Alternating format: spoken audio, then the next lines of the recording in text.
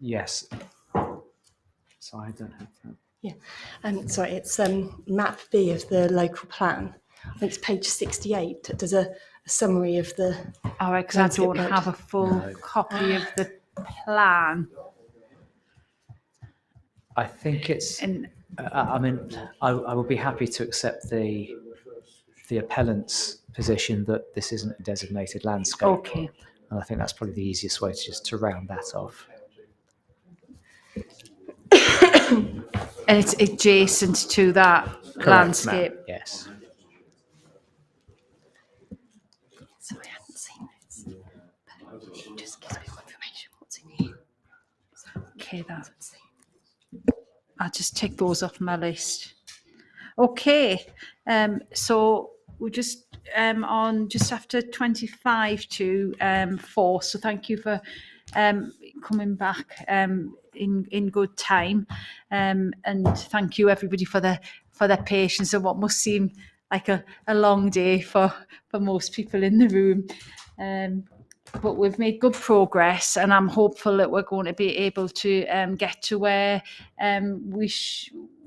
we'd hoped we would get to by the end of today. We should have enough time, I think, to get that final sort of furlong through to item 12.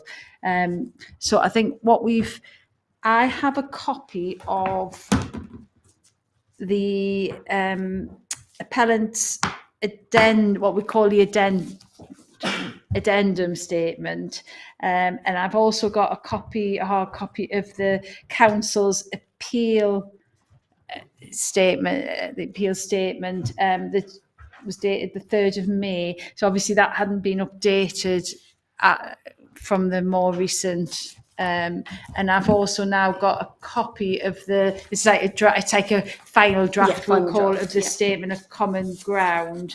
If I can annotate that, that'll be useful. And then if the final signed copy can just be, if we can make sure that gets sent through to Stephen Bartle. We'd be able to sign it after this meeting, couldn't we? And before I close.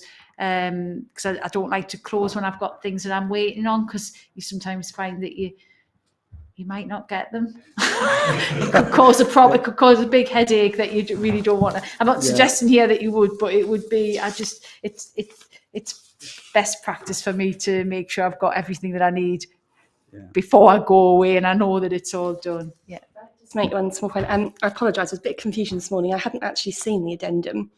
Till the copy was sent, so that was a bit unfortunate. But most of the points are actually covered in the draft statement of common ground. Yes, they are. So it just clarifies a couple of questions I might have had, but I've had a quick look through, and I think everything's covered. But just so you're aware, I haven't read this in full detail. So. Yeah, okay. But are you happy to? I'm happy. I don't want to delay things. You're happy to continue. We'll bear that in mind. But that was what's. I think that from the brief glean that I had, because I had to have a quick look at the state, even though it hadn't been submitted. I still had a quick look at it to see whether or not what the issue was, or whether I could fathom what the issue was. So it seemed to really quite replicate what was in your addendum anyway. More, there wasn't anything new, shall we say? So no, that's it. That was the intent. Okay, and then the only thing is, you might want to probably, what I think that what we need to cover in this is the areas that are still in dispute. That's what I'm interested in, because if there's other things have fallen away, I can deal with that in because I'll have I've got the paperwork for that, but also we'll need to cover the trajectory, the sites in the trajectory where that's probably the most valuable bit for me. And it may well be that we do have to explore the issue about what you've referred to as the Hampton site, if that is still something that's disputed, and I don't know whether it is, because it was it seemed to be quite complex, particularly from my perspective, when I haven't got any of the applications in front of me or anything, so that might need to be Yeah, it's complicated even if you do enough have without the application. It's even more complicated. Yeah, so I'm going to need some help. If that's something that's still relevant, I will need some help on that, and I won't, I'll be clear about that, because no point me going away and nodding and saying, oh yes, I understand, and thinking that I don't. That's not the purpose of today. But I would probably challenge anybody to be able to understand it on the information that I've got. So. Okay, so if I let are you happy? Should we? Who wants to begin with just sort of?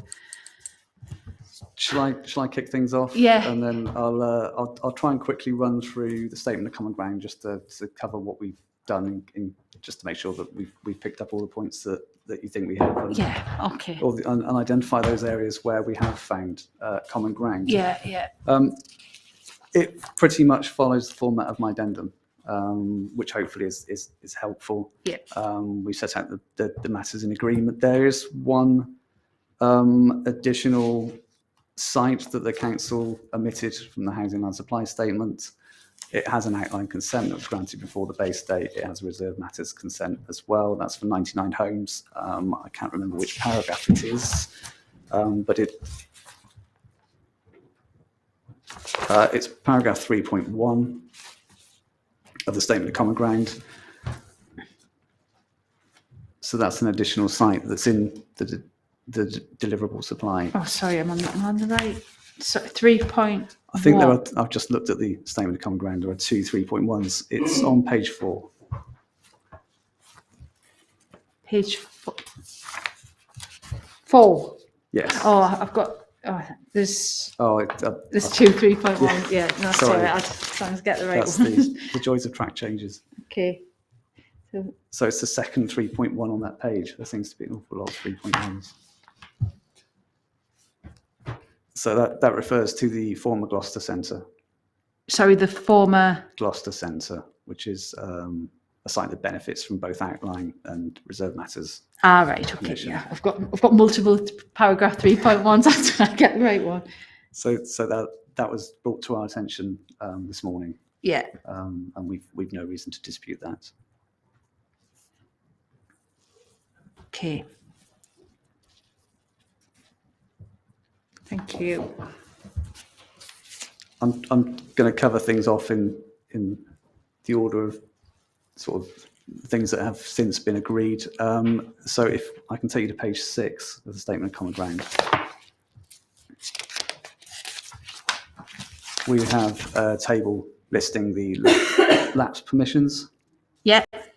And so those have been checked by both parties, and we're agreed that there's a total of 27 dwellings in lapse permissions that should also be deducted from the supply. Okay.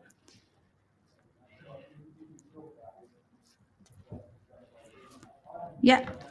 And on the final page, I'm sure it's not the only paragraph 3.3, but that's pretty much sets out what the position is based on those corrections. So the council have let's say they have a 5.46 year supply.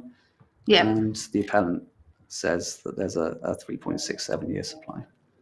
So that 5.46 has gone up because of the 99. And then down because of the 27. Yeah. Okay. Yeah. So I'd say somewhere it's changed. Yeah.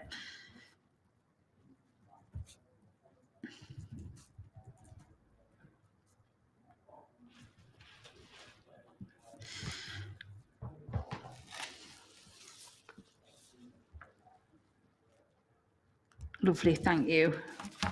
And then what we're left with is the areas of disagreement. Yes. So we have 2 points of disagreement on the principle, the method. Those are relating firstly to how oversupply is addressed. Yeah. And the second point is on how institutional bed spaces are counted in the digital supply. Right, okay, so they're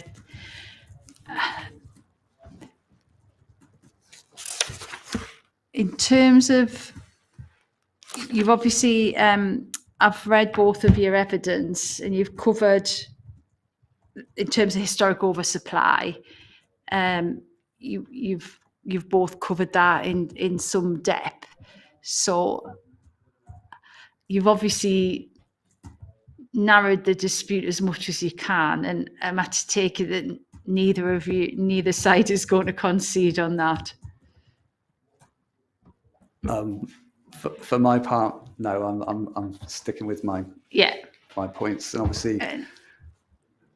And how about yourself? Yes, and if I'd had a chance to sort of respond, I think I would have just added a little bit more onto my statement where I talk about the cases in Tewkesbury, and there has been another case since that's in favour of the council's approach for calculating oversupply, and Tewkesbury Borough Council are still using the same methodology we do in their 5-year land supply as well. So that just adds more weight to what I've said. To add that on, so are you happy for me to make a note of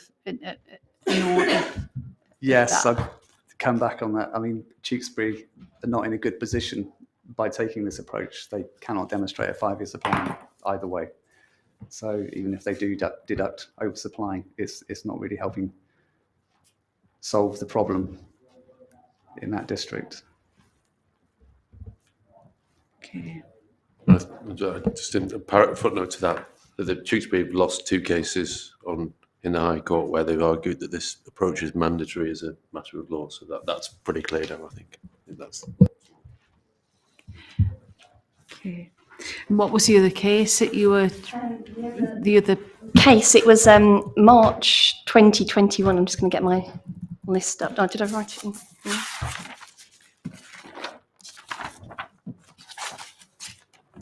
So there's 2 other. I didn't write down the full reference number, but I've got the last few numbers. Is that, or do you want me to get the full? I'll get the full thing.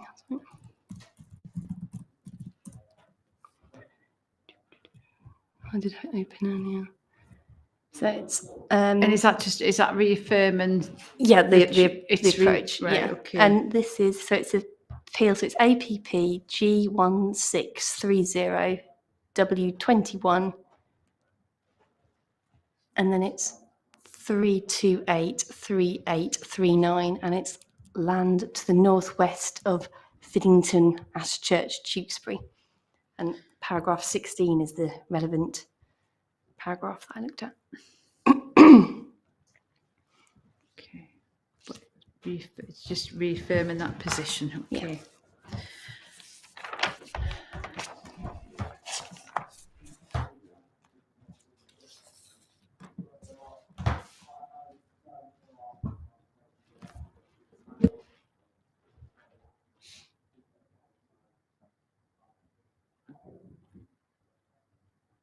I just checked that reference. The beginning of that reference.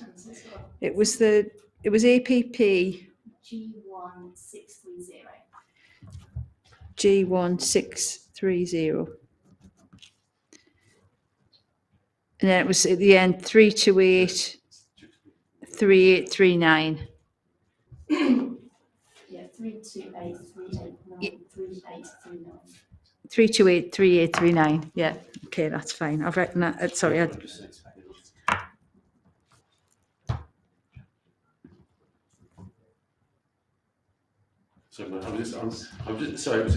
wasn't sure what was being said. Because my understanding on based on the last High Court case was the Gotherington one, where I understand Tewkesbury. I appreciate there may be another appeal decisions. The High Court said it's a matter of planning judgment, not a matter of law. Essentially, to be like circumstances, but Tewkesbury lost. The reason it came up in the High Court was Tewkesbury had lost the argument in that appeal, and the oversupply wasn't counted. So I'm just saying there may be decisions going both ways. Yeah. There is the consistent line of decisions even in Tewkesbury. I was just making the point that this sort of clarifies those same points as I've already made in my argument, just an extra case that supports it, and it's a recent case, and that's what is being used by Tewkesbury Council to continue with the same methodology we're using. That means we can demonstrate a 5-year supply. Okay. So I think that I've got enough to be able to make a decision. I just wanted to make sure that there wasn't anything that you wanted to supplement, that you haven't been given the opportunity. So Okay. And then in terms of the conversion of C2 uses, the ratio, it was the ratio issue. I'm just going to read this. I'm just going to read the statement of common ground, because when I was going to ask you to explain. There was a sentence that I needed explaining, but if I can just refresh my memory as to what it was.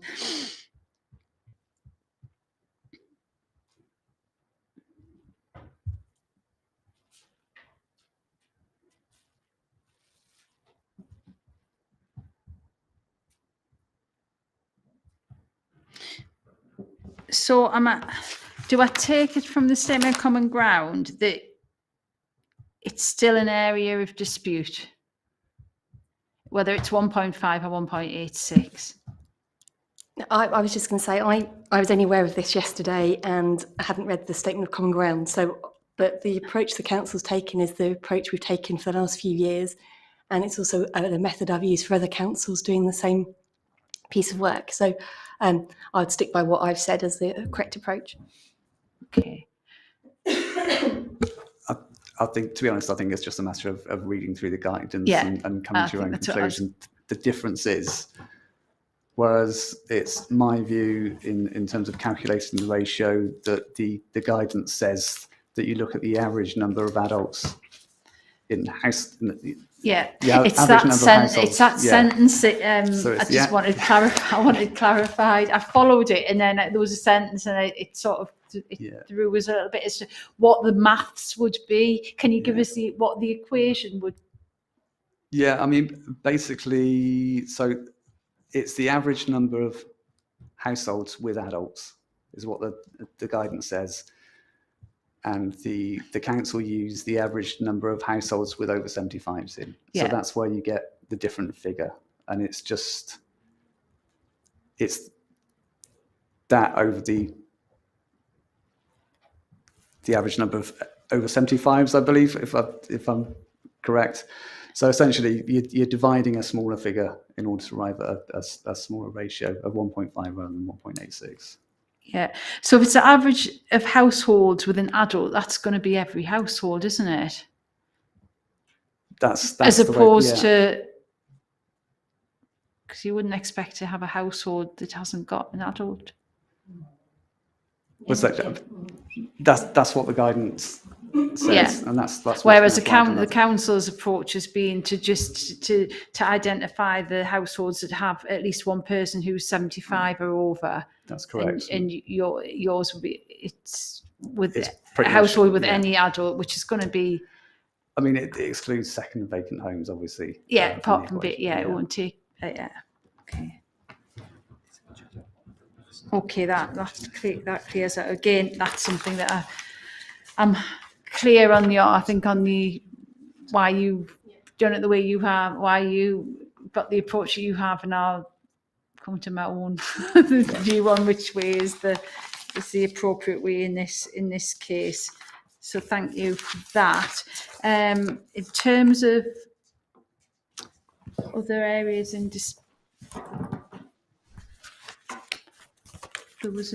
was there another? So in terms of points of principle, it was just those 2 points that were outstanding in dispute, and then we go into the disputed sites.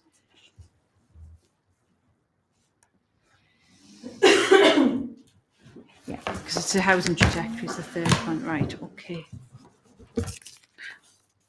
Okay. So how do you want to run in terms of the sites? What's the best way for you? The reason I'm at is because obviously I'm conscious you're on the back foot a little bit. I'm happy to go through as set out in the statement of common ground and just explain what we've put in the Appendix A of the 5-year land supply and what evidence we've got to support those sites. I'm happy just to talk through those. Yeah. So you happy? So are you happy with that? And then for you to respond to that, and that'll give me a.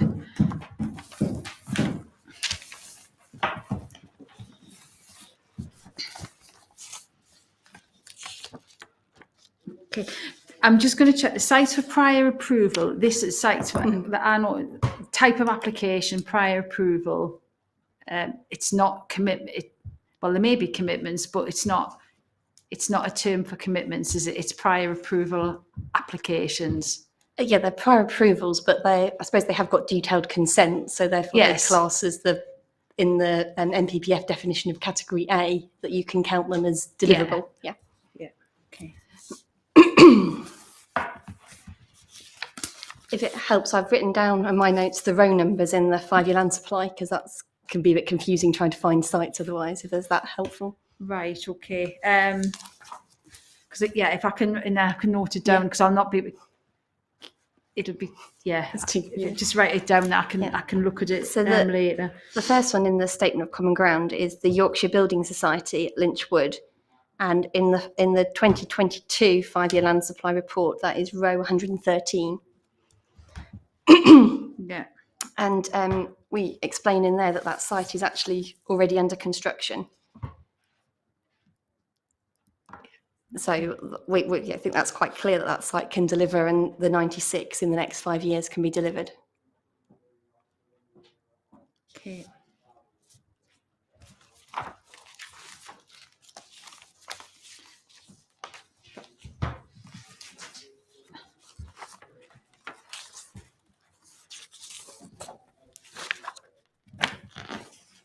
Now, in terms of your view on that.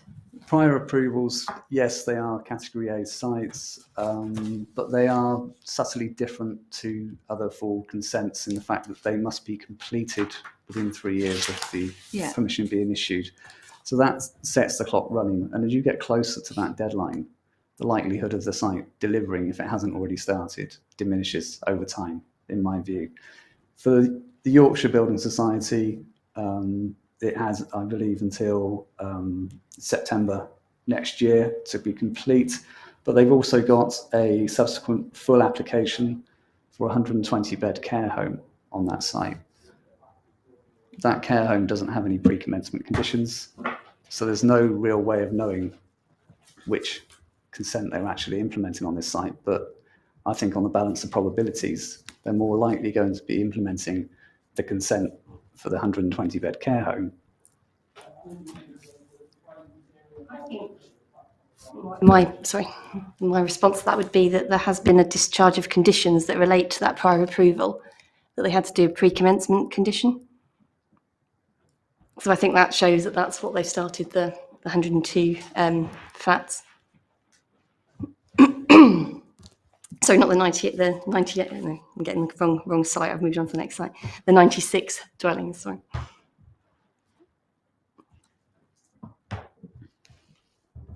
So has the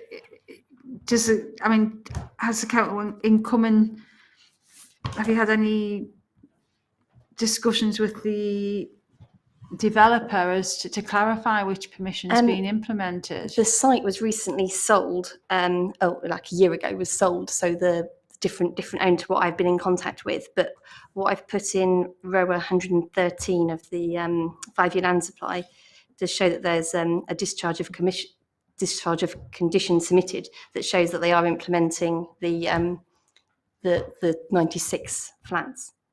And has there been any, do you use building control records at all to sort of triangulate it? I'm not sure if they've been shown, as we have the National House Builders and the other independent inspectors and those come through, but you haven't seen, I'm looking at Victoria with the notes, you haven't seen Yorkshire Building Society on those lists, have you? No.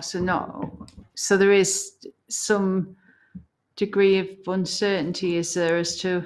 I would say it's pretty certain that it is the 96 flats, and because of the discharge of condition, that's linked to the prior approval.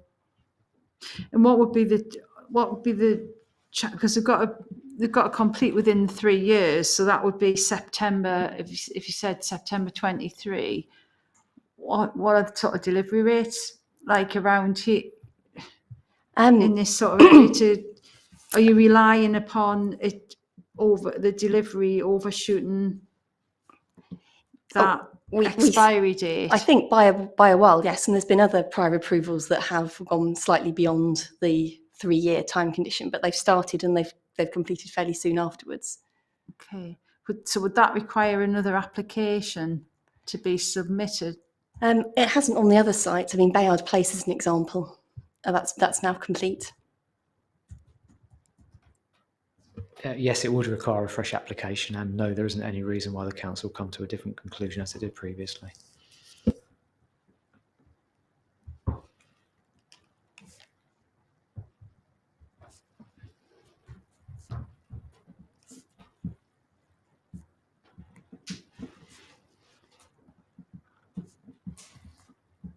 Okay, well, I sort of understand the positions there and the reasons for those. Is there anything else that you want to add to that before we move to the next Only one? that you can check on the council's website that there are linked building control applications to each planning consent on the council's planning applications website. So you can check. I don't think I've seen any building control applications registered for this site. But in response to prior approvals that don't complete until after the end of permission date, there's no guarantee that an applicant will come in with a subsequent application, and in this case, they have done just that for a completely separate scheme. We have a more recent permission that's an alternative to the prior approval, and there's no reason to believe that that's not the one that's going to be implemented. The council hasn't presented any evidence from the developer that would confirm that it's the 96 home consent that's being implemented. So, I we think haven't got a, so we haven't have we had a there hasn't been a commencement. what there is a discharge of conditions that was submitted, that condition 3 that states that within 3 months of commencement of development, details of secure cycle parking provided submitted to be approved by the council.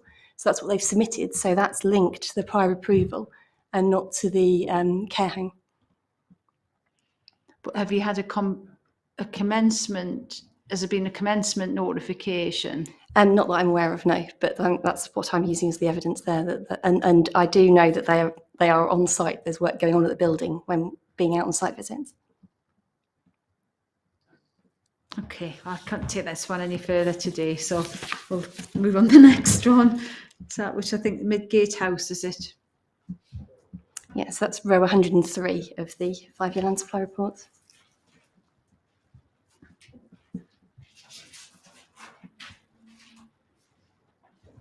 Okay. And that's the same case that this one is under construction, and there's been a discharge of conditions again that was required as part of the construction management plan that was approved in July 2022. So is it a similar circumstance? Yes. In that your understanding, and does that have any alternative scheme? No. Right.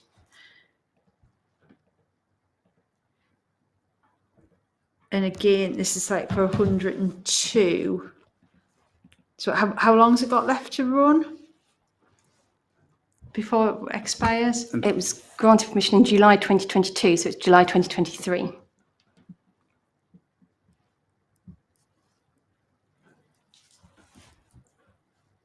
So that's less than a year. Or Yeah, so it's about 8 months, give or take. okay, so again, that to me, it seems as if it would, unless you've got absolutely exceptional delivery rate. Yeah, but it is under construction. I think that's the point, that it started on site. And has it delivered any completions yet? No, not that I'm aware of, because I think that was only a few months ago that they started on site. So. And is that like a flatter development as well? Yes, yeah. Office Sometimes what conversion. you find is that you get a whole load of completions all at once, don't you?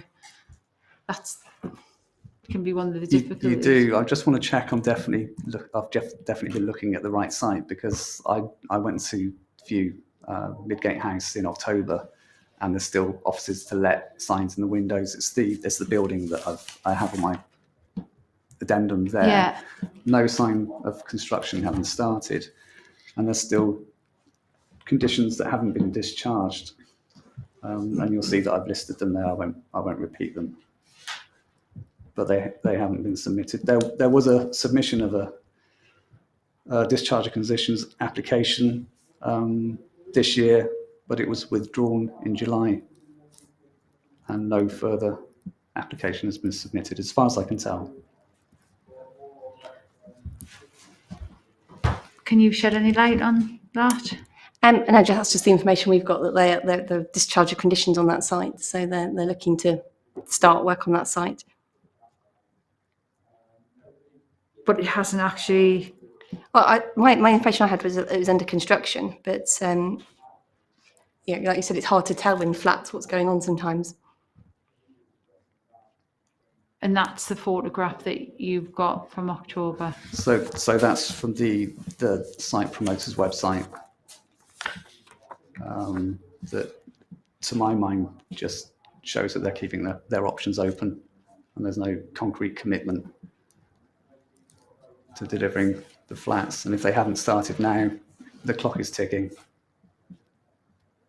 And is there any reason with that one, if it overshot the 3 years again? If it was appropriate 3 years ago, it would be appropriate next year if they wanted to make the same application. We wouldn't come to a different conclusion.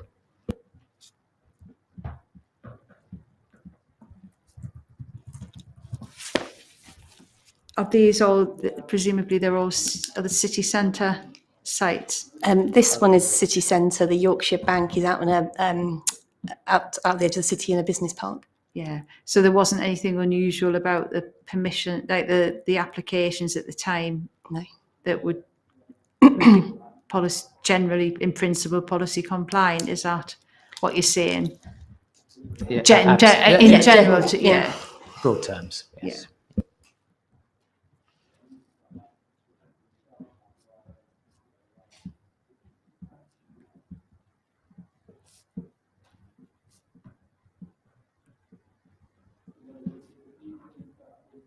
Okay, and should we head on to the next one? Yeah. So that's the one above, that's row 102. And that's for conversion of office for 30 dwellings. We've got no information to say if that's started or anything like that, but it's still a valid permission, and it's 3 years, will run out in July 2023. So there's a few months still that could start on site, but there's no information to say whether it will or it won't start on site. But as it's a permission, a detailed permission that meets Part A of the NPPF definition, we felt we could include that at this stage. Might I just interrupt? Yeah. Just sorry, as I understand it, the Midgate. So we're still on Midgate House. Sorry, No, just moving Oh, on I'm to sorry, the next apologies, one. I'm sorry. Just because I was Yeah. consulting. Just to be clear on this, if there are a number of pre-commencement conditions imposed on that, but the council's not saying that they've all been discharged. And then they're not all, but there's some, yes. So any start on it that's being carried out is unlawful. Okay. It's the standard position is a breach of pre-commencement condition is unauthorised development.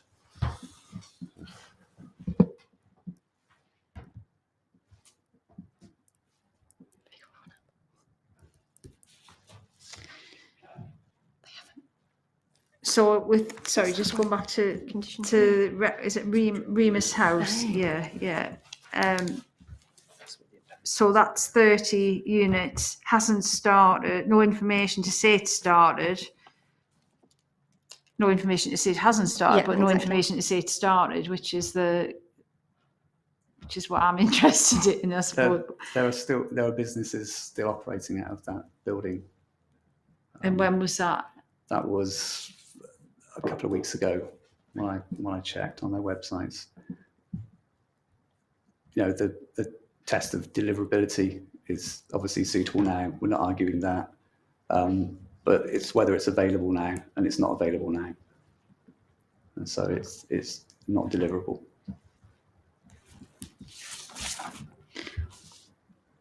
Okay, move on to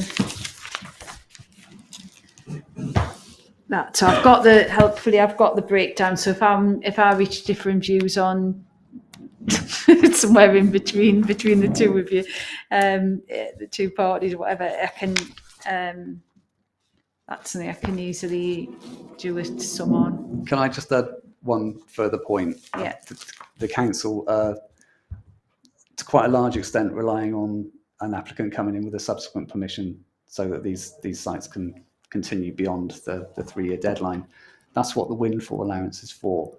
And you'll find a lot of the calculation of the windfall allowance relies on these very types of permission to come up with the average number of windfall sites that come forward during the 5-year period. So are you saying that there's a dub? I'm saying if these permissions lapse, it's been captured in the windfall allowance. If they were to be, if any if a fresh event, application was going to come in. So does that mean that it's double? It's not currently double counting, but once they lapse, the windfall will pick up any subsequent applications that come in for these sites.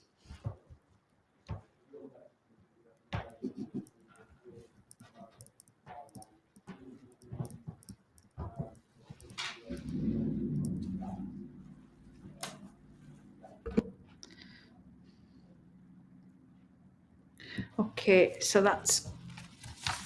Do you want to move on? Should we move on to the local plan allocations that are disputed then? Yeah, so this relates to the Norwood developments, and it's an allocated site, and part of the site there's a planning application on that site, and I'll actually ask James to give you an update on the position of Norwood. So explain that a bit more.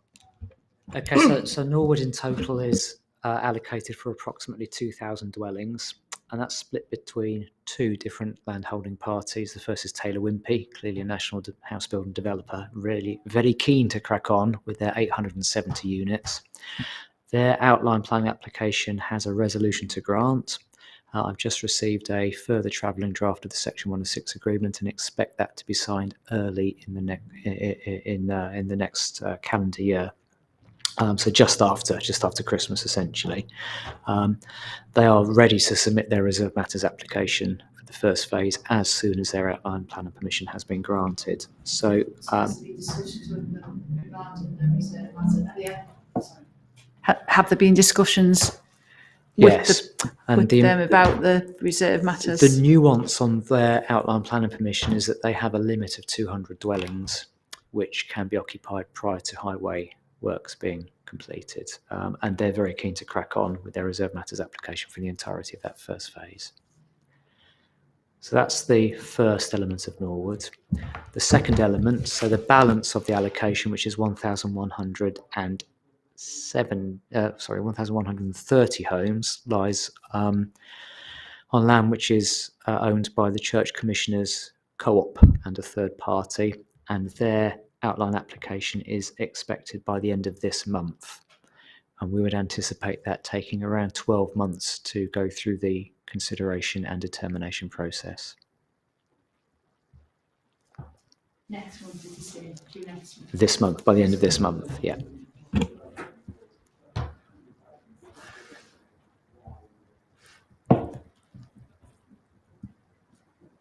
And then it'll be reserve matters after that. Correct, yes.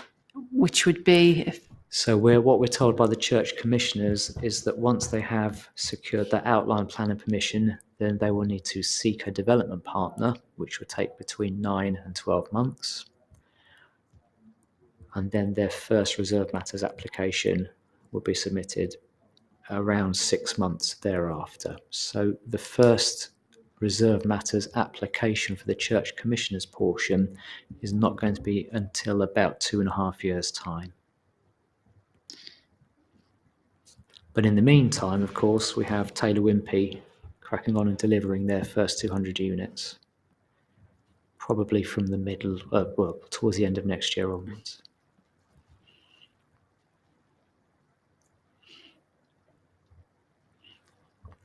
Okay, so the difference there is the lead-in times, isn't it, in terms of whether it's 1 year's or 2 years worth of supply.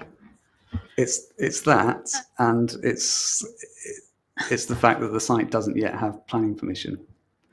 So, I mean, if we remind ourselves of the definition of deliverability in the NPPF, this definitely falls in, it's a category B site. And we need to have clear evidence in front of us that the site will deliver in 5 years.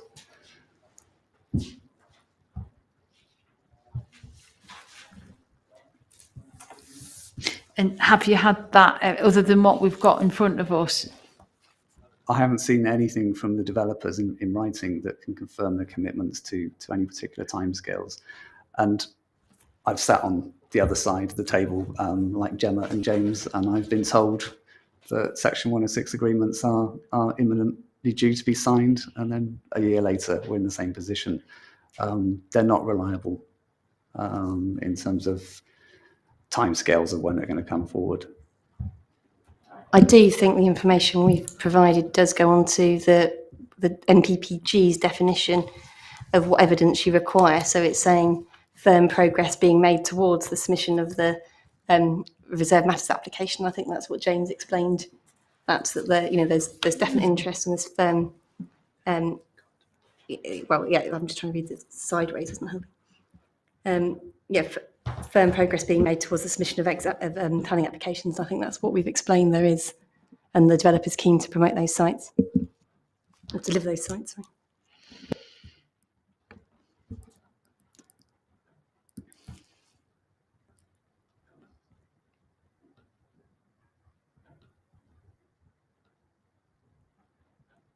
Okay.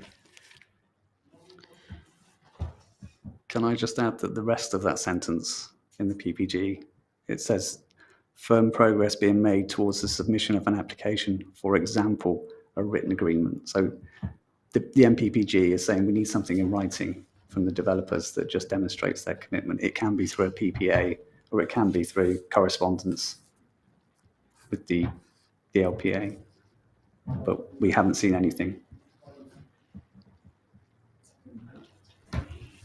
Does that exist? Well, all that I can point to is that revised latest travelling draft Section 106 agreement, which is clearly an intention by the applicant to crack on with their business, which is building homes. Mm-hmm. But as part of preparing your 5-year supply report, do you have any correspond? Do you write out to developers to establish what the latest position is? For some of the sites, we do get information and things like that, but we were relying on what we're being told by the applicant on this site. So we haven't got it in writing. But I think the fact that they're ready to sign the Section 106 agreement, for me, was enough information to justify including that site. I think that shows clear progress. Thank you. So if we'll move on to the outline permissions. Outline permissions.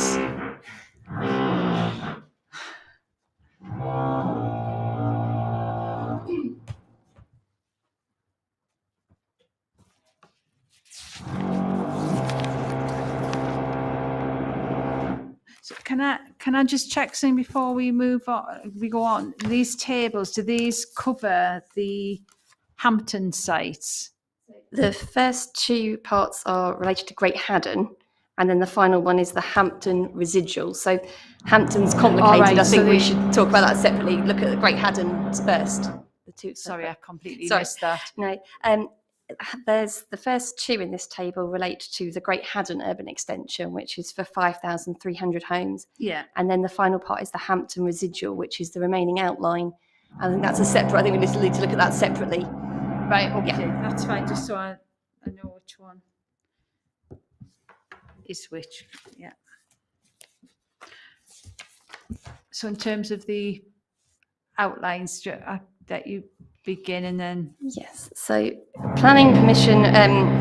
sorry, we'll wait. Sorry, we'll wait.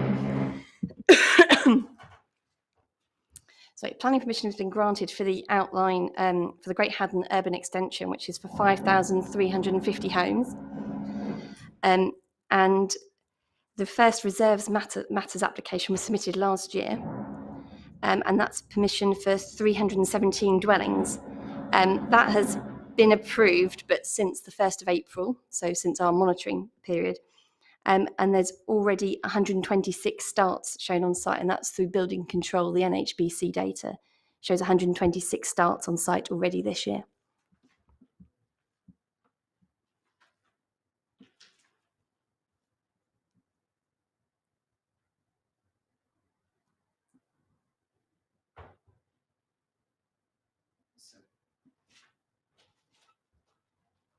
So there's two parts. So one, I might have got these lines the wrong way around. Let me check my list so I'm talking about the right one.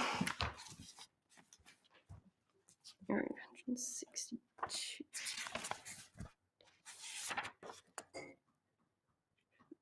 Yeah, so 152 is the phase 1 of Great Haddon. So that's the Reserve Matters application. So yeah, so I'm moving on to the wrong one. I'm talking about row 152, so the second one in the table. That's what the one you've been talking Yes, about. sorry, I'm doing the wrong order.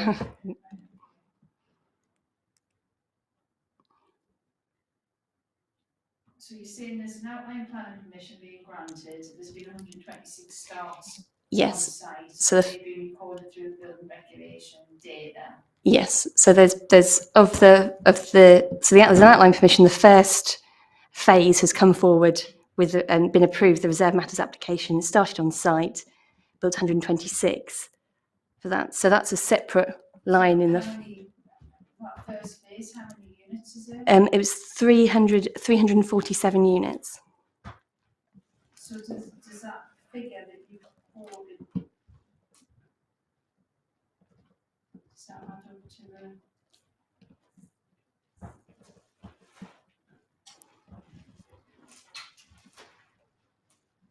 Total develop out. So then if you look at row. Extend beyond 5 year, beyond Oh, yeah. period. Beyond the 5-year period. So we're only saying 210 can be delivered during the 5-year period. Yeah, is that 210 doesn't include the 126? No, it does include the 126. They're under construction now. So this site, I don't know whether it did have planning permission. It did have planning permission the 1st of April. So it was granted 18th of January 2022. Permission was granted for 347 dwellings. And since the 1st of April, 126 starts on site. So 1st of April, when we did our monitoring, the site was not started. They haven't completed, no, they're starts. What you're saying is 126 will filter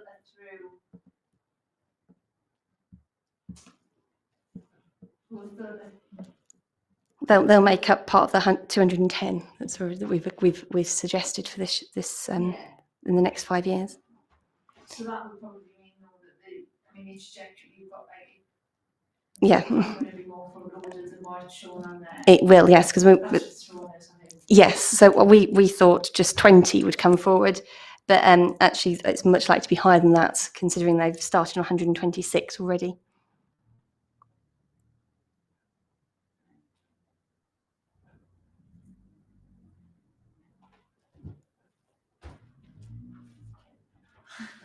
There's no easy way to do this. Unfortunately not, no. I was hoping this would be a much simpler one to go through, to be honest. In terms of the starts, they tend to apply to building regs en masse. So they'll do a whole block of dwellings. So that doesn't necessarily mean to see that you're going to see 126 units popping out of the ground. When I drove past the site, it was significantly less than that. I'd say about 10 or 15 shells that would look like they were coming up. My real question on this is, in the 2021 Housing Land Supply Statement, they had a quantum of homes in the trajectory to I think it was approximately 600 dwellings from this site. So that's from the outline and any Reserve Matters planning applications that are granted subsequently.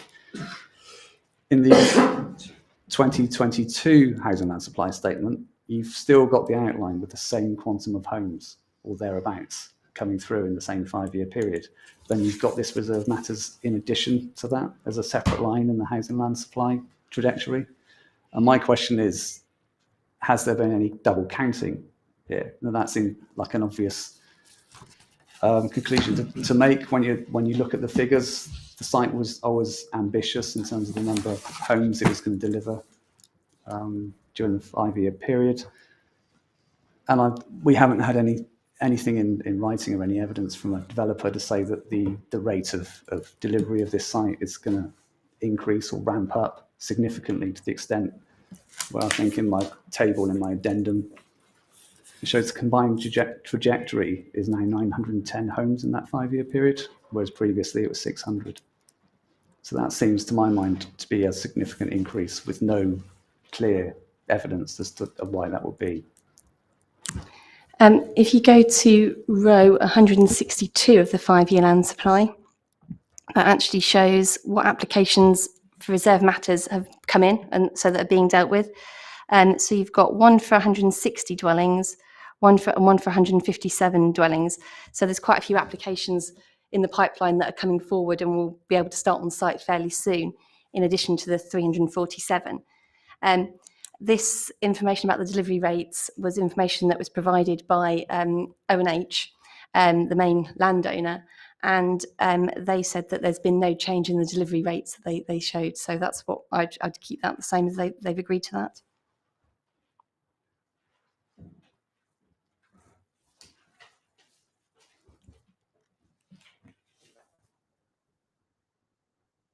I'm not sure that I'm following this site. If I'm on it, if I'm on it. So if you go to my table on, I think it starts on page 9 and goes across to page 10. I've tried to compare or show the difference and the contrast between the 2021 Housing Land Supply Statement and the 2022 Housing Land Supply Statement. Yeah. We've just had confirmation from the council that the developer has confirmed that there is no change in their expected trajectory for this site. And yet we're seeing an increase of 300 homes over that 5-year period. I'm not disputing the reserve matters, the trajectory for the reserve matters. What I'm questioning, or what I'm asking is, shouldn't that number or that quantum of homes that has come forward through the reserve matters application be deducted from the outline row in the trajectory? So it's a simple case of nesting of different permissions. And I think what the council's done is they've left the outline as it originally was. And yeah, so effectively what you're getting is double counting. Yeah, it's not double counting. That is based on what information we've got of what other sites are coming forward and what could be delivered.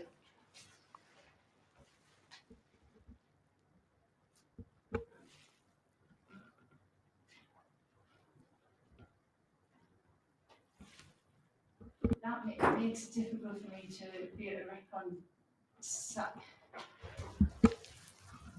I'd be happier if the council could just say, we've got this confirmation from the developers that the rate of delivery has increased and explain why and how it's jumped by 300 homes. At the moment, we don't have anything that can explain why the reserve matters application coming forward has increased the trajectory for the site as a whole.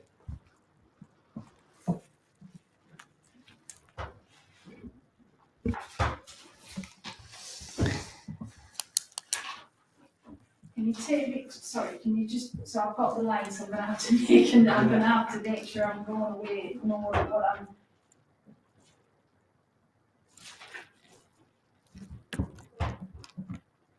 So it's a 910, isn't it? Is it the 910 that you? Yeah, 910 is the combined trajectory of the outline plus the reserve matters application, and that's for 2022.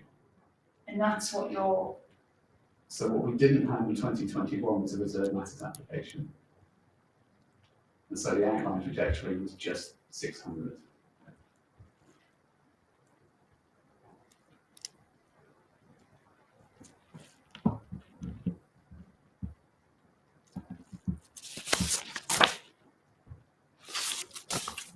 So you're going to have to. Yeah, you'll have to try and explain it again. If it's jumped. Oh, 300, how it's increased by 300. I asked O&H to confirm the housing numbers, and they said that those numbers were the correct that I've put in there. So that's what I've used.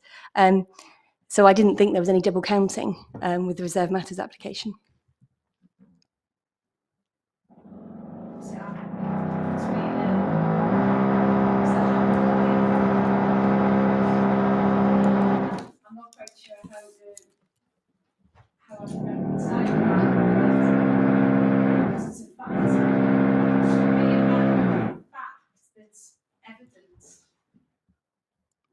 Interesting.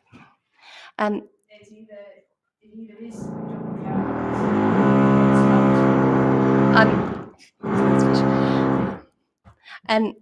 I could try and find the information from ONH, what they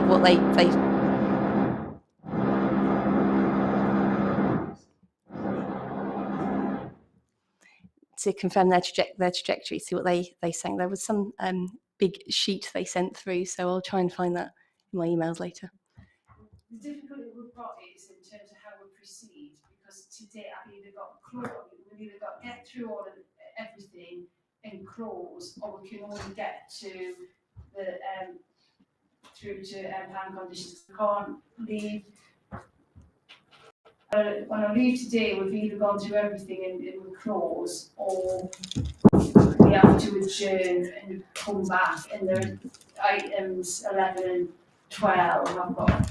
Given that you haven't seen it, Mm. would it not be And that fair would to be whether request we that we close and something write? in writing, or Yeah. whether we Yeah. pick this back up I virtually. think And then this noise isn't helping now. Yeah. Obviously, we've done well to get to where we have, but I feel as if, and it's probably because you haven't had the Yeah. opportunity to respond. What I need, it needs to be set down in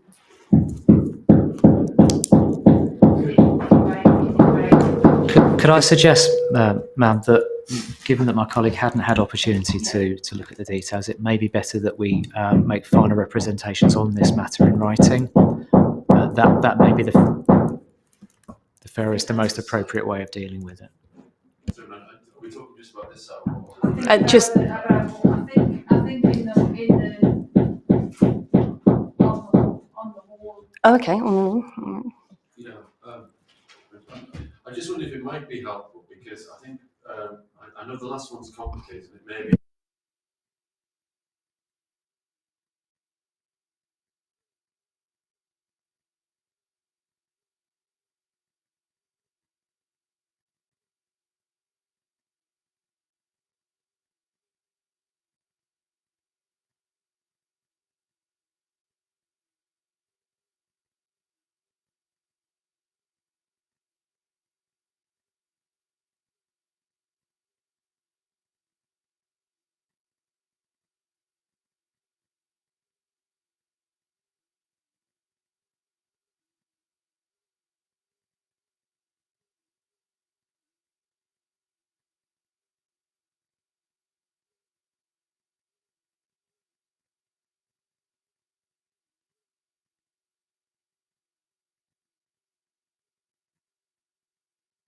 That is what I if we. I think it'd be useful to have the discussion about Hampton though, because I think there's quite a lot of issues. Do you agree? I think it would be, because I mean, my.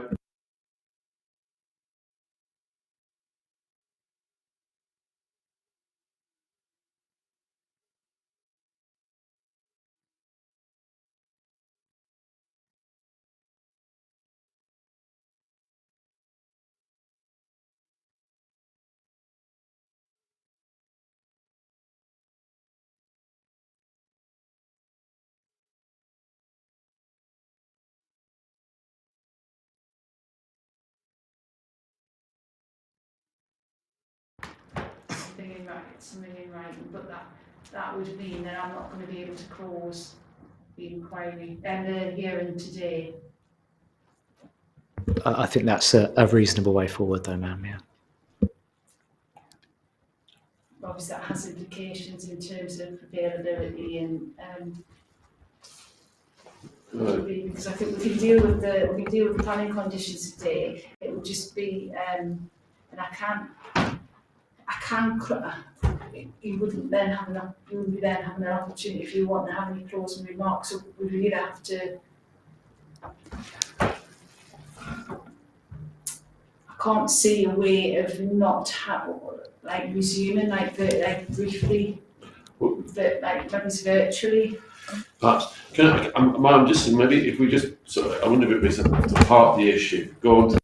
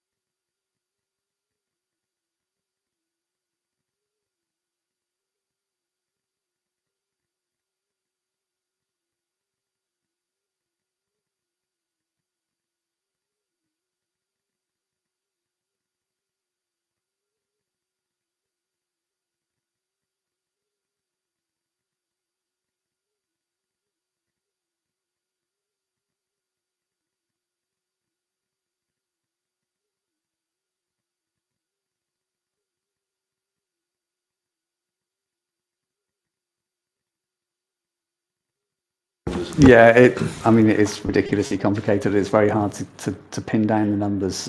But effectively, what we've done is we've had a look at address data for the site to try and establish a baseline for the site against which we can count the remaining permissions.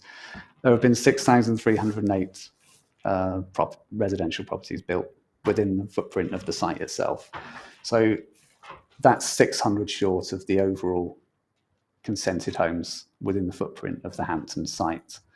So you have those two consents. As far as we can work out, the reserve matters against the 2017, 1700 consents have been used up. So effectively you're at about 1700 homes.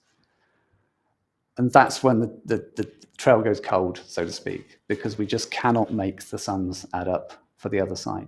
So what you should have is a residual of about 600 homes to complete the site. You've got reserve matters either granted in 2022 that make up the difference, or already in the council's trajectory. And yet you've got a row against the residual for the Hampton site in the trajectory that says there's 1,529 homes that can still be delivered on that site. And our question to the council was, we can't make this add up. Can you give us a schedule or a table of permissions to explain it for us? I think what would be helpful for me is some sort of family, because I'm going to have to consider it, because it's obviously it's something it's been something.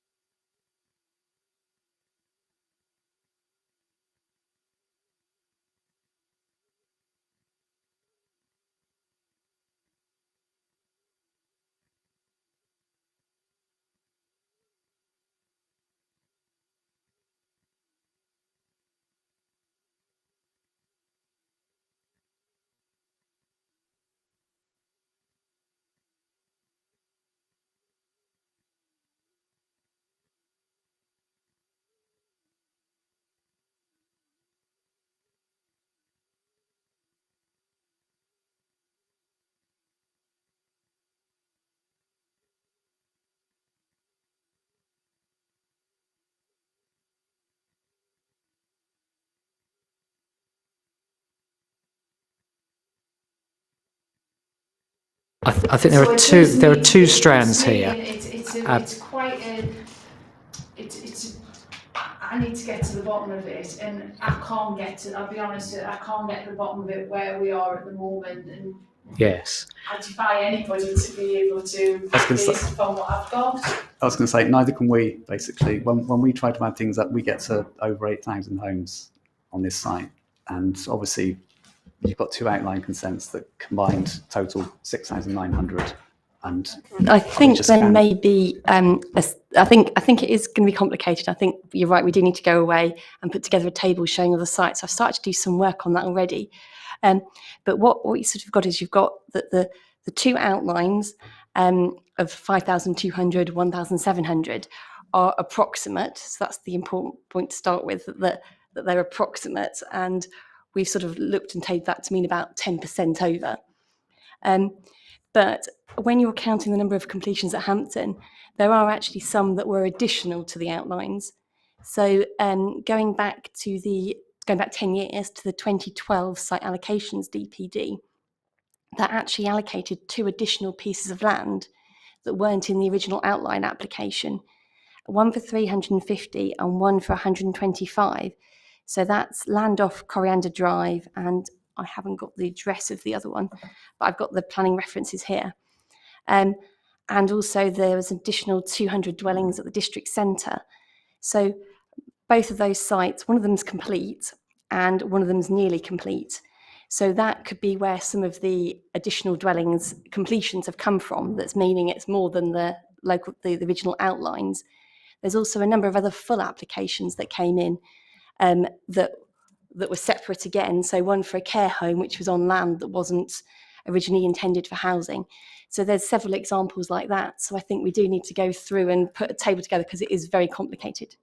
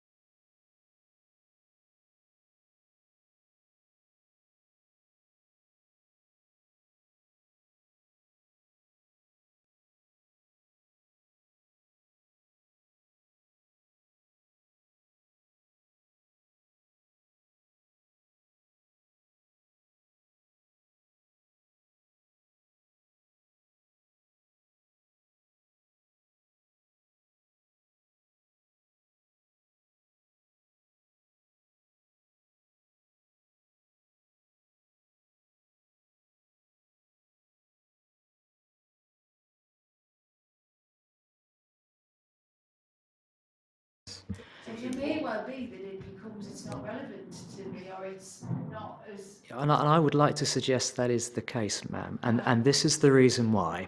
It's because essentially we have a geographical area which the council intends and has allocated in its current and previous local plans for residential development. The infrastructure has been completed, so all the drainage and the lakes are in place, the roads are in place, the schools are there and have just opened, the final schools. We haven't sought legal advice, and we don't have a counsel with us at this hearing to help us with the nuances of the hillside judgment. However, if it transpires that having sought legal advice, our advice to applicants is that you need to make a full application for your final phase rather than reserve matters, that is the route which the council will adopt. That doesn't affect our land supply. That doesn't affect that these are serviced areas which the infrastructure is in place and which are allocated for housing. And I truly believe, ma'am, that you don't need to concern yourself with this. And I certainly wouldn't expect you to need to make a judgment on whether the council is legally able to accept reserved matters on the remainder of its Hampton urban allocation. The land is available, it's serviced, it's ready to go, it's with house builders. The format of the applications, whether those are reserved matters or full applications, I don't believe you need to concern yourself with.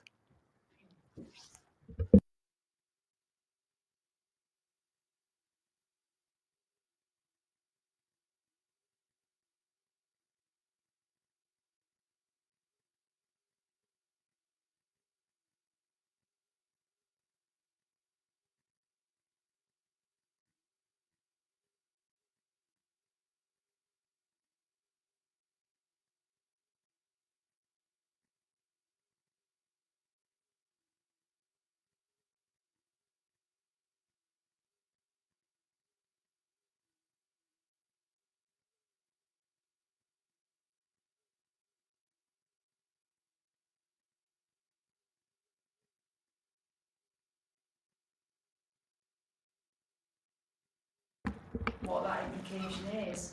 I think we're with you on that, and basically, you know, if it turns out the numbers do add up, then obviously we would accept that. Yeah. It may well be that if you're able to get you know.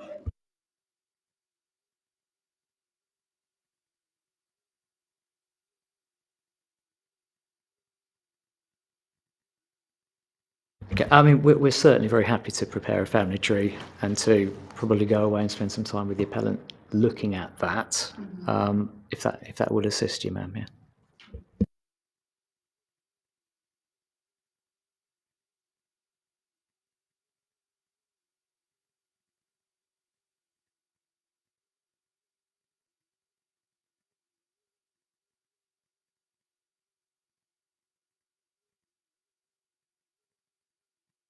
Okay, that will clearly require a deferral for us to do that information. Yes.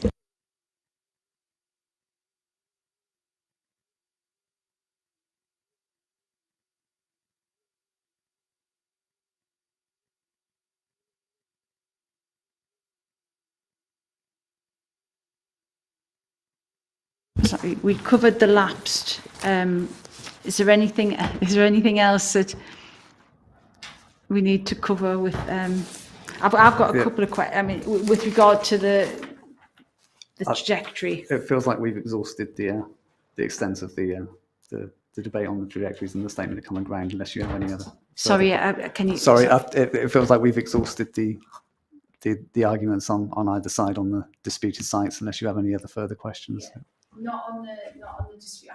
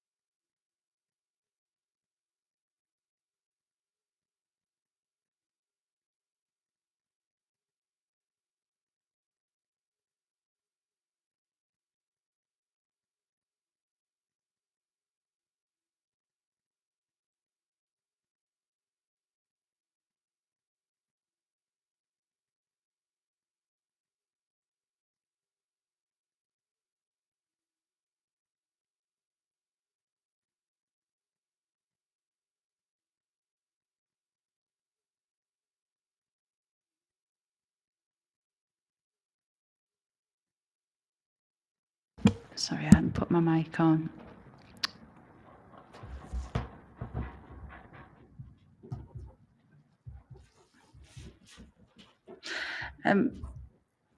Just before we conclude on this, I'd just like to check in the Statement of Common Ground, the planning Statement of Common Ground, in paragraph 8.5, there's agreement between the main parties that the proposal will contribute to the house and land supply if progressed in a timely manner. And I just want to check what you both meant by a timely manner, because presumably that definition has been agreed between you both as well. Well, I think it goes to the draft conditions, ma'am, and we are satisfied that the reserved matters submission and implementation timescales in the draft conditions would result in development proceeding in a timely manner.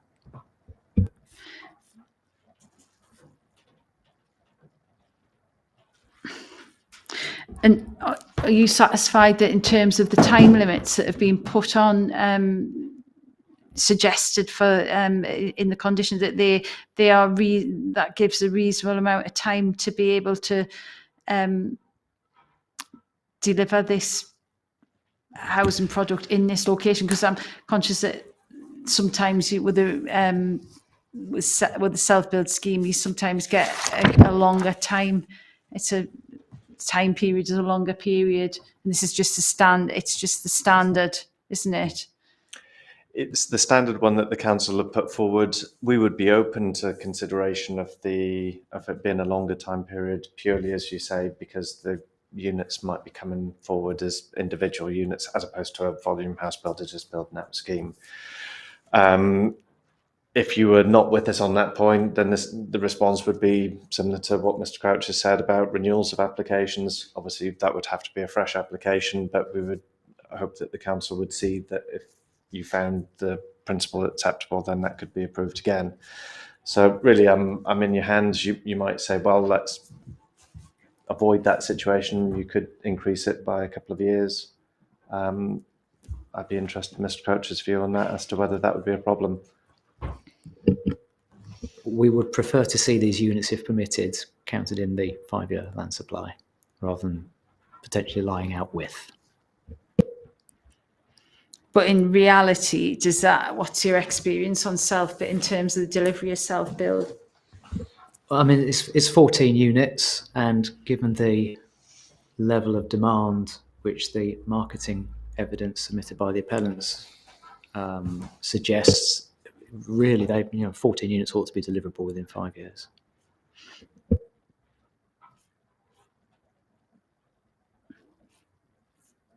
Okay. Leave that. I think from what I've read with the evidence, neither of you have attached benefit to the overall the contribution of the overall house and land supply. So you've talked about the benefit to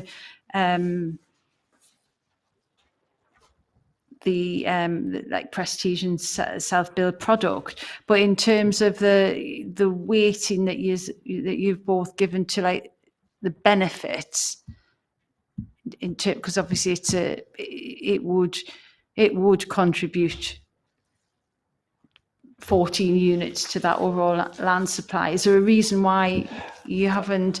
Because it's different. It could be that it's not double counting. Yeah, I could imagine if I was being cross-examined on this, then a barrister would say, but it's still the same unit, isn't it? It's still one unit of accommodation. I think the substantial weight that I've afforded. Does that include the benefit? It's already taken included into account within, that it's additional housing towards the supply. Yes, and I'd agree. Ultimately, and you agree these with are that? market units delivered by a certain mechanism, but they are still market units, and that is to avoid the double counting of the benefit. So you base it just then it neutralises things. Yeah, if you're both on the same page with it, that's fine.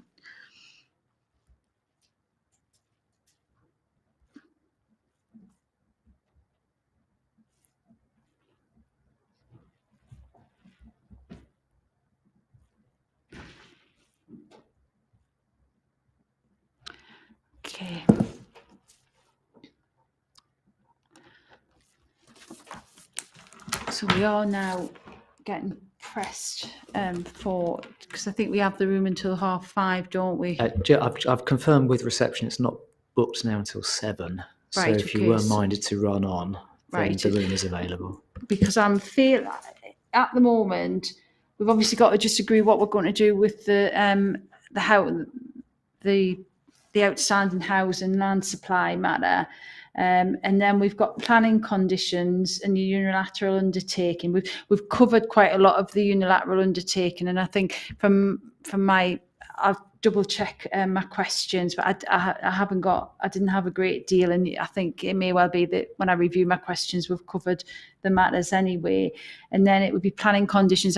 There are I have picked up a few bits and pieces that I either want to query or suggested sort of revisions. So I would probably say that we probably do need to, I would hope to finish for 6 if that's convenient for. That's fine. Thank you, ma'am. Yeah. I'm travelling on a train back to Manchester. Yeah, There's been a lot of cancellations, and I think my last train that I can possibly get without having to stay over somewhere else is about 6:25 or something like that. Man. So Is it I can right? make that.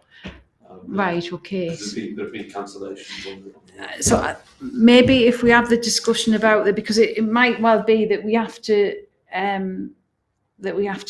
adjourn and resume anyway. In which case, we could put the condition session to that. It depends on how people feel. Would it be worth? I'm just wondering if it's worth. If we're sort of appraising whether to. Yeah, do you want to have it? Yeah, I think so. Yeah. If you want, what I'll do is I'll leave the room and I'll let you have a conversation about how you want to address this. Not the information that I need, like my understanding. How we're going to address that in the most appropriate way.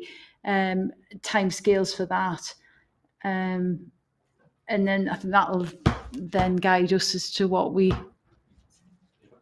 do. Yeah. Okay. I'll do you want me to leave the room, or are you leaving the? I think we can leave the room. I think if you used to wake up again in 2 seconds, I'd take my client's instructions and then speak to the council. Yeah. Lovely. Thank you.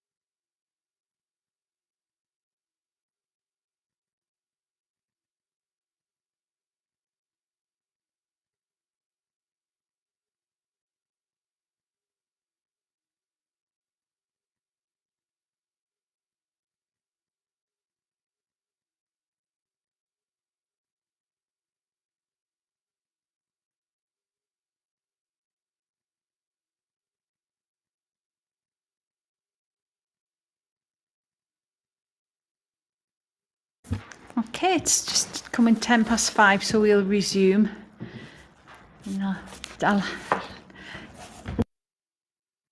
Madam, thank you for the time. Yeah, I've taken instructions. I think, and helpfully, I think subject to your agreement with the council, discuss the most useful way of presenting the information that you've said is needed and clearly is needed, which seemed to be an addendum to the statement of common ground on housing land supply.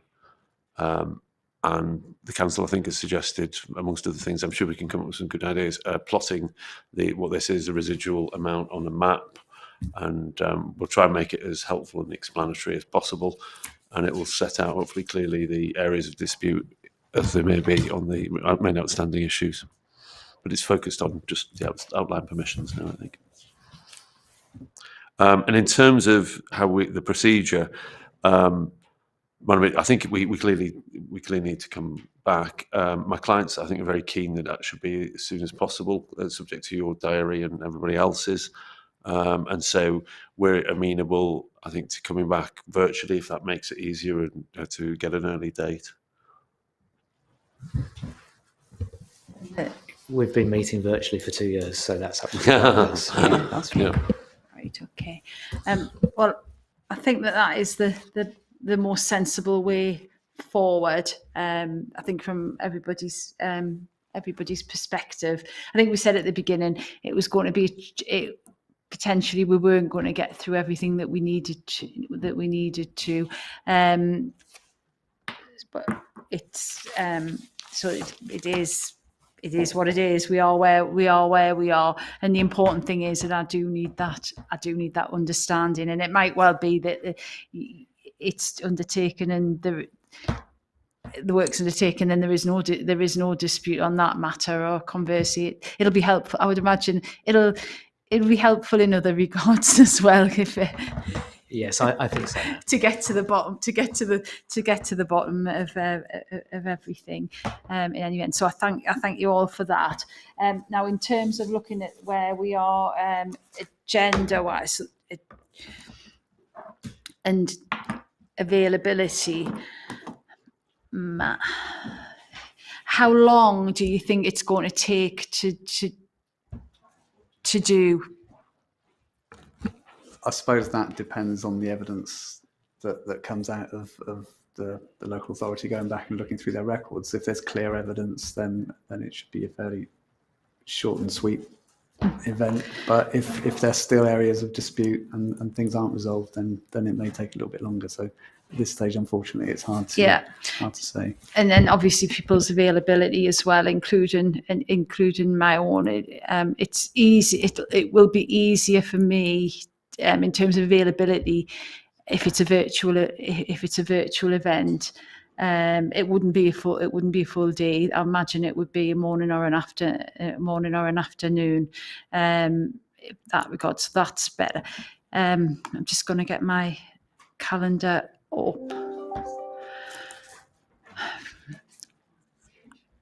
I'm not available at all from the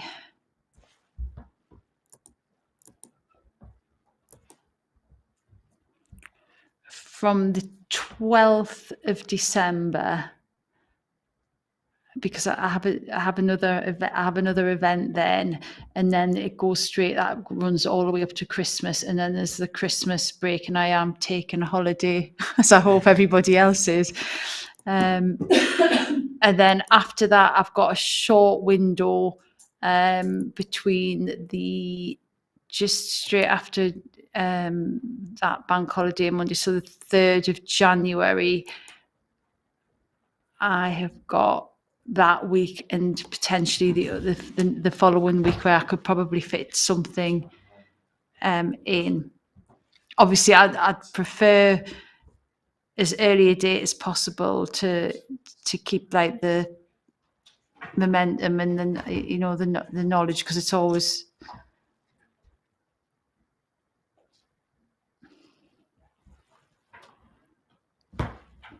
Thank you. I'm just wondering whether it's possible to do the first few weeks in, say, a week commencing 5th of December. If that's Okay. It is for me. I think broadly for Mr. Hutchinson. I think it's really for the council, and because I can make it a time at 5th of. I don't want to be the party pooper, but this is an awful lot of work to go back through 30 years worth of planning permissions to rationalise these, and I fear that even if we had time to do that, we wouldn't have time to liaise with the appellant once we've done that work.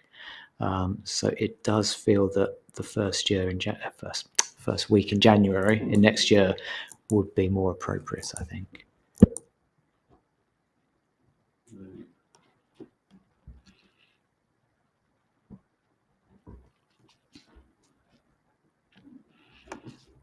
I have court and the inquiry in the first and second week of January. That will make it difficult. I mean, I think, so we are just dealing with two sides, because it may well be that in terms of the housing, like it may be that it's a written submission that doesn't really need anything, and then it's just that it would then be the conditions. I think we're not going to get through it, for bearing in mind your travel constraints and other people in the time.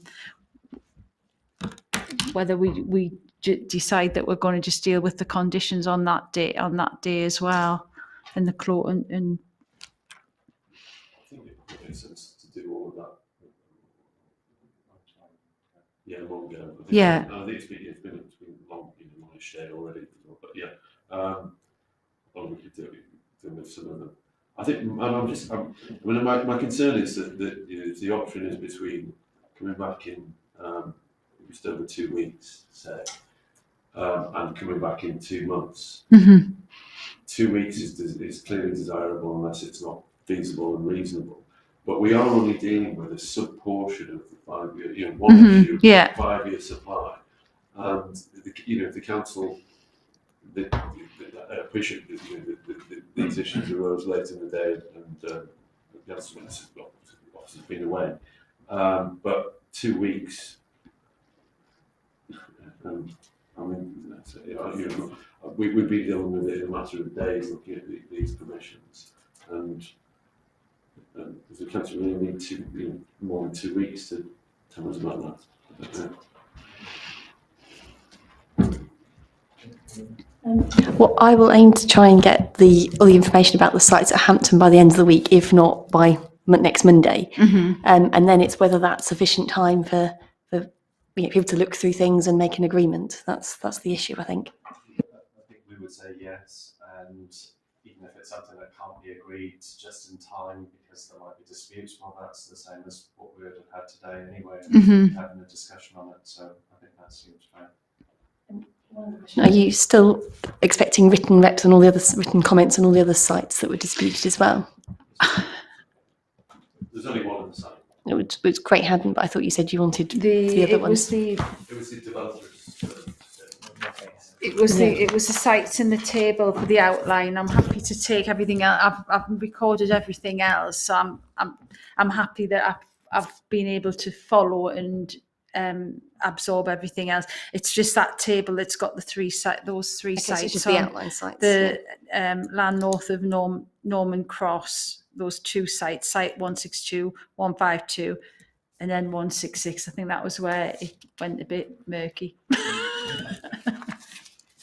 Well, I am only human, so. I think I'm grateful for that. It does seem that a strong preference would be that we do come back and do things the second week if we can, because not least because it will go stale in my mind. It will. And we'll have to reprise stuff. Yeah. It makes it more difficult. If that would be helpful if we can do the week of the 5th of December. I'm not in a position to be able to start writing my decision until I've heard everything and closed, and after Christmas, and then you're talking about I've got a local plan inquiry that I'm going into and other things, and it then becomes difficult to slot it in. So if there is that push that we can, I would appreciate it. If that can be done. And then if it absolutely can't, then we'll have to take a. So in terms of the days, then we'll just. I'm actually free all of that week apart from Monday the 5th. Yeah, I can't do Monday the 5th either. So Well, and I'm available generally any of those days as well. There's nothing in my calendar that either. Well, 6, Can't 8 be. or 9. I think Mr. Richardson said this, isn't it? Yeah, the whole week's free for me. Yeah. Well, madam, I think it's for your convenience. If everybody else, I didn't get it to them. Not the 8th or 9th. So it sounds like 6th or 7th. 6th or 7th. Probably favourite, I think.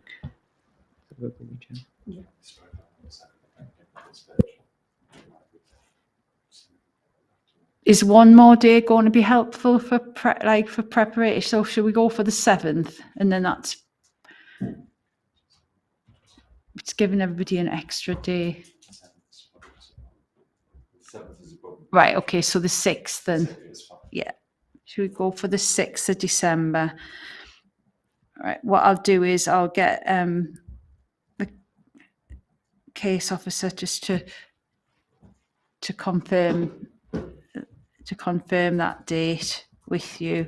But if everybody could block that out of the diary, that would be helpful. And it'll be virtual. Any preference on morning or afternoon? I'm free all day. Should we go morning then? So if we said 9:30 start?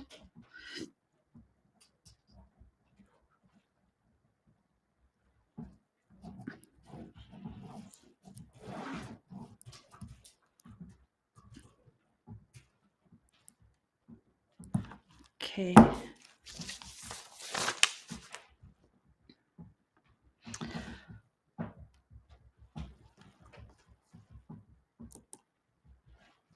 And in that, we will be dealing with, if there is anything that we need, actually, do we need to agree the date that the information you're going to provide that to the appellant, and then what day I'll receive it so that I can digest it. I'll have a look first thing tomorrow morning. What I think we've got all the monitoring data, and then I'll have a better idea of how quickly I can turn that around. But my aim would be for Friday, but it may be Monday morning that it will come Yes, through. yeah, okay. So is that the 28th? 28th, the latest, 28th. yes. So we'll obviously need a few days to review. Would the 2nd of December be too late for us to review the information and respond? No, that would be fine. As long as I have a day, I would say like a clear day or so beforehand. If I know that it's coming in at that time, I can make time in my diary as it's going to be a super duper note, it's going to explain everything really, really well. I'll only need to cast my eye and put it to one side. No pressure. That's a challenge. So if we say that that's going to be with me by the second, along with a signed copy of the statement, the Housing Land Supply Statement, Common Grounds. If you submit it all together at the same time, rather than one and then another one, we'll do it like that.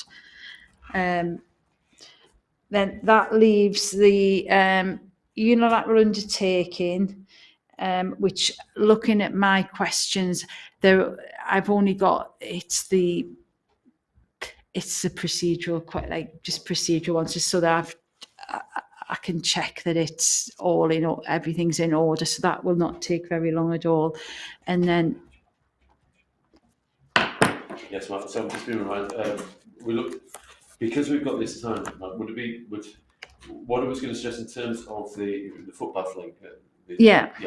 So the two ways to do it, I think, or we propose to do it. We could amend the condition on 16 which is a granting condition, anyway, and development authorised shan't begin until Mhm. the 30 mile an hour speed limit relocation, footway improvements to the entrance from path 3. So I think the wording I had was to add a third item to that. Right, okay, yeah. And it would be along the lines of the provision of the footpath, a scheme for the provision of the footpath link between the site access and public footpath 3, shown indicatively on the relevant plan. Yeah, that would cover it, wouldn't it? And that's more straightforward than the amending. Yeah.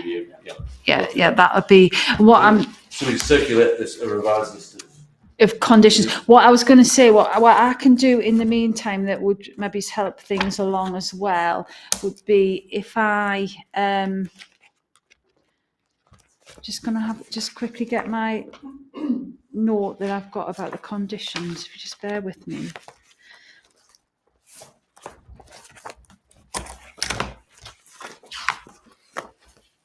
I'm wondering whether what I've found helpful that I've done in the past is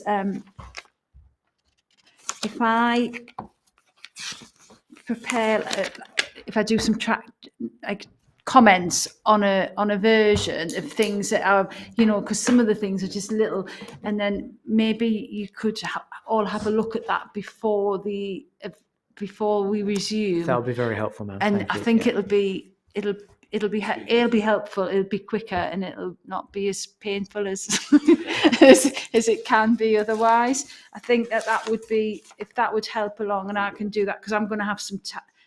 Because I'm not going to be reporting. I've got some time that I can devote to doing that, and that will help that session along. And then it would just be if there's any applications for costs which we can't. That's the last thing that we would deal with. We haven't got any at the moment, and then it's just a quick. If you either of you parties wanting to sum anything up for me, and then my closing remarks, which again will be pretty quick. So I think we could fit it all in within that extra day. It'll give both of you more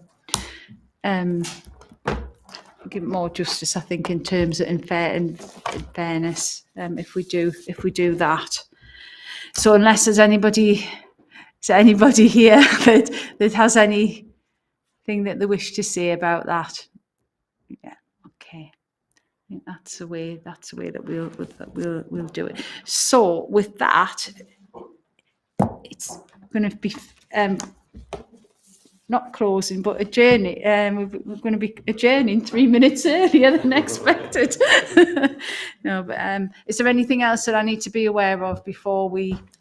Not from the council, thank you. Close for today. So with that, I just thank everybody for their attention today. It's been challenging at times, I think, just because of the subject matter, and we've had obviously a little bit of disturbance going on in the background, but nevertheless, hopefully we've got to a reasonable point in the proceedings.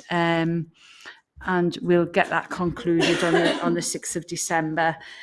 So with that, it's now almost 5:30, and I'm adjourning until the 6th of December, where we'll join virtually at 9:30, and there'll be a written communication will come out from headquarters about that. So thank you very much.